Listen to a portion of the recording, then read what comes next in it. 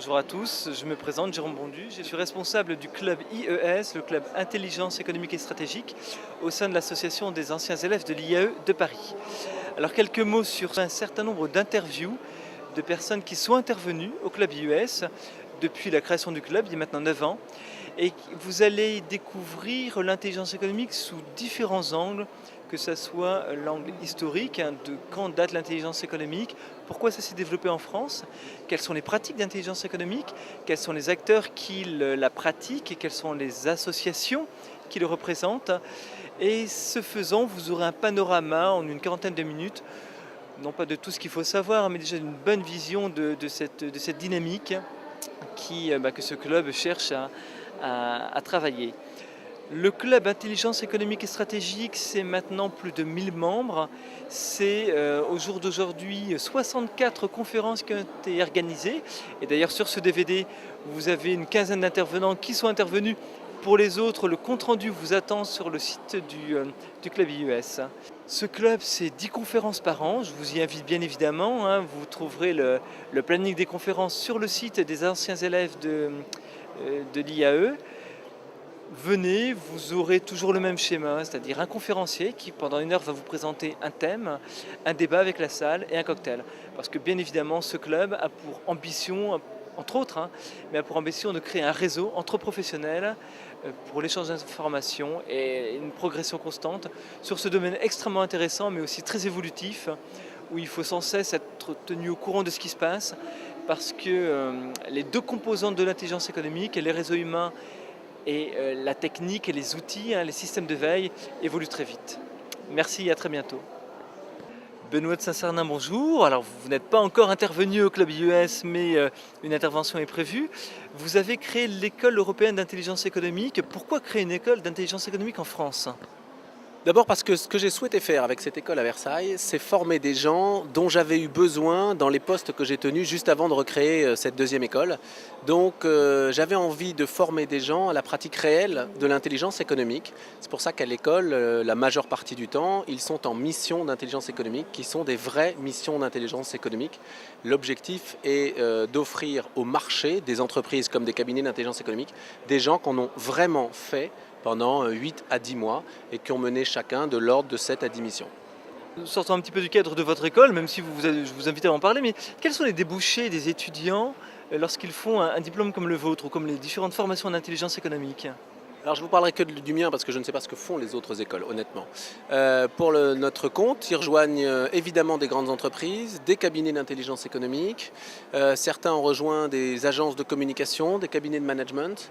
Mais encore une fois, par rapport à la dynamique de l'école, nous n'avons que des petits effectifs parce que comme on les accompagne vers l'emploi à la sortie, on a un effectif réduit autour de 13-15 élèves, pas plus. Alors sur la fourchette de salaire, je vais vous donner celle des jeunes diplômés, donc ceux qui sortent d'un bac plus 4, qui font un bac plus 5 à l'école. Et c'est une donnée officielle, donc on peut l'annoncer. Le salaire le plus petit de la promo précédente était 35 KE, le plus grand a été 42. Donc on est dans cette fourchette 35-42. De la première promo, il y a eu les deux choses. Il y a eu des petites entreprises et on a eu le plus gros salaire vient effectivement d'une grande entreprise. D'accord. Et le temps mis à trouver un emploi après la formation ? Alors c'est très variable, ça dépend vraiment de la capacité de l'élève. Je crois que notre taux moyen a été avant décembre, puisque les élèves sont sortis de l'école en juillet et 85% étaient embauchés avant le mois de décembre, donc ça fait 5 mois, quoi. Il y a une spécificité de la formation en France à l'intelligence économique par rapport à des formations équivalentes qu'on pourrait trouver en Allemagne, en Angleterre, aux États-Unis ou ailleurs. Je ne sais pas si la France a une particularité. Ce qui s'est passé, c'est que grâce au travail, entre autres, d'Alain Juillet et puis d'autres personnes, il y a eu une explosion du nombre de formations. Maintenant, c'est très disparate entre les formations. Est-ce qu'on peut dire que toutes les formations ont, on va dire, une couleur française ? J'en sais rien. Ce que je peux vous dire, c'est que nous, on a cherché et on a obtenu une couleur européenne. Maintenant, vous dire si on a une petite sœur ou une jumelle en Allemagne qui fait la même chose que nous, j'en sais rien. Une dernière question, comment vous voyez la structuration du domaine de l'intelligence économique en France ?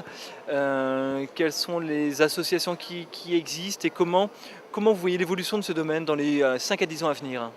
Oh, c'est facile, ça va partir dans 3 directions. Une direction vraiment liée à tout ce qui est risque, sécurité de l'entreprise. Et il y a beaucoup de demandes et on le voit dans le cadre de nos missions. Le deuxième grand domaine qui existe déjà depuis longtemps, c'est tout ce qui est veille. Alors on va dire veille pudiquement, mais on peut dire renseignement. Et la troisième chose qui émerge aujourd'hui, c'est tous les aspects d'influence, c'est-à-dire que des choses se décident à Bruxelles qui vont m'impacter directement. Est-ce que je vais arriver en avance ou est-ce que je vais arriver trop tard? Donc c'est là qu'il y a les débouchés. Benoît de Saint-Cernin, il existe différentes associations françaises concernant l'intelligence économique et notamment il existe la Fédération des professionnels de l'IE. Est-ce que vous en êtes membre et quelle vision vous avez de cette structure? Je pense que c'est très honnêtement une très bonne démarche et totalement nécessaire. Maintenant, c'est une association, enfin disons une fédération qui a mis un petit peu de temps à naître, qui est en ce moment toujours en restructuration sur son vrai positionnement. Seulement l'actualité légale en ce moment lui donne la possibilité de s'exprimer et finalement d'essayer de concentrer les professionnels d'intelligence économique derrière cette structure. Donc je pense que de toute façon, à terme, il faudra que ça marche et ce ne sont pas les difficultés de départ qui doivent faire oublier le réel intérêt d'une fédération. Je pense aussi à un autre point qu'on n'a pas abordé, quoique vous avez parlé d'influence, l'image de l'intelligence économique dans la presse n'est pas très bonne. Vous êtes un homme de communication, qu'est-ce que vous en pensez et comment vous pensez qu'on pourrait inverser la tendance? Alors je vais être très clair, absolument rien de grave. Absolument rien de grave. Et quand sort une affaire qui souvent est considérée comme une affaire très grave de ce qu'on appelle dans notre jargon barbouzerie et autres, je dirais et alors, il y a la loi, les gens qui ont commis ces choses-là seront punis. Point. Point. Donc j'estime qu'il n'y a pas de problème à l'image de l'intelligence économique en France. Seulement ça permet à certains de faire des grandes thèses, de faire des beaux grands articles pour crier au loup. Je vous garantis que quand on le vit avec des entreprises au quotidien, ce genre de choses on s'en fiche complètement. Il y a la loi pour ça. Ceux qui franchissent la ligne, ils sont punis. Point.